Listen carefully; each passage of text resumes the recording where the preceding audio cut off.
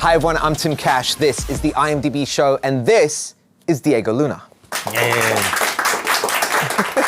You didn't just win the World Cup. It's just the IMDb show. Welcome, sir.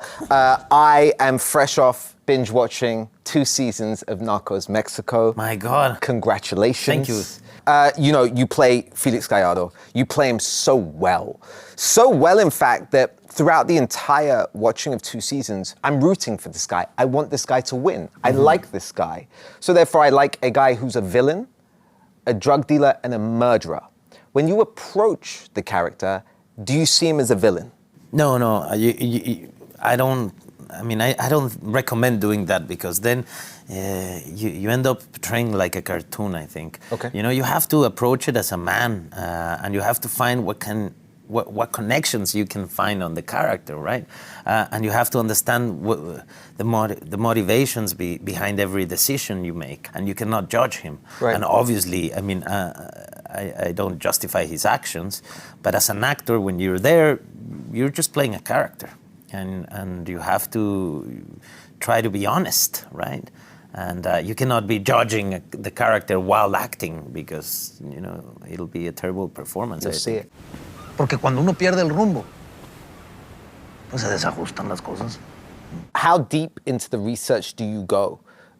Because this is a guy who, I mean, while I'm watching it, I'm immediately trying to find out all other information to help me with this watching process. How deep do you go? I did do a lot of research because he's alive, right? Yeah, he's incarcerated but alive. And I decided not to meet him, or tried at least to meet him, because there's enough information about him. There's books, there's a lot of articles about that time. El jefe, jefes. Salud. Salud. I grew up in that Mexico.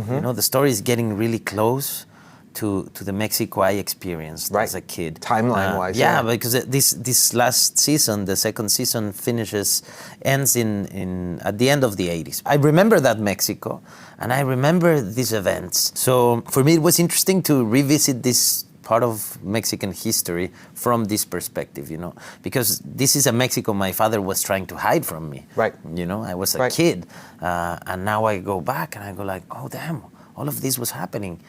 And it is a turning point in Mexican history.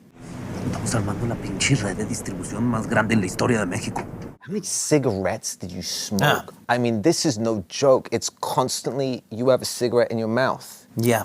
At all times. 2 years. And a drink, but I know that can be apple juice, but the cigarette is real. The cigarette is real, definitely. I have this rule that I think I can tell when people are smoking herbal cigarettes. Okay. But I don't know. So you think that you can tell, so you smoked real cigarettes the whole way through? The whole way through. Because they offer you like this, it's lettuce cigarettes or something like that. It's what? Like lettuce. Lettuce cigarette? Like a salad, you light a salad, basically. But I think you can tell because it smells weird and you don't get the kick, so you go for a lot of smoke. So I like smoking real cigarettes. Estas madres me sirven para la ansiedad. I want to talk about Narcos Mexico forever, but we got to talk about Star Wars. When did you first find out that you were going to be able to revisit the character of Cassian Andor? Was this always in mind, or is this something that just surprised you? We said it as a joke many times. Then it wasn't a joke anymore. I think when we were close to releasing the film, the idea came out. But I thought this is never going to happen. I really prepared myself to enjoy the ride, and then get off and become part of the audience again, and that's it, right? I had to not just prepare myself, but my son, and Wait, why do you have to prepare him? And well, because I was the best dad till he realizes I die, and oh, it's over. My dad was the best dad to have, but now I'm gonna have to go and explain to all my friends that why he's dead. He's gone. Anyway, we don't think of these things. No, we don't cover these. What makes you super excited? No, but you know what? I shouldn't put words in my son's mouth, because he in fact said something very different. What did he say? And it was beautiful. We were watching the film in the premiere in LA with my daughter there, and she turns, like 5 minutes before the end, she goes and looks at me and says, what are you doing?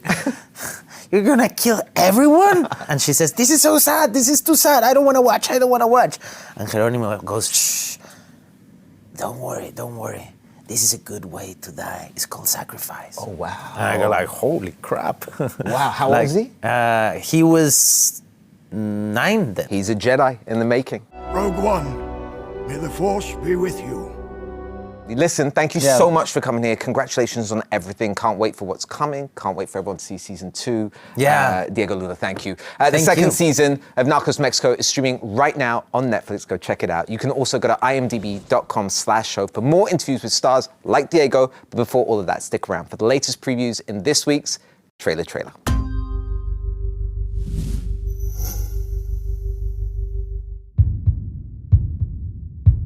In 500 years, no one has ever escaped.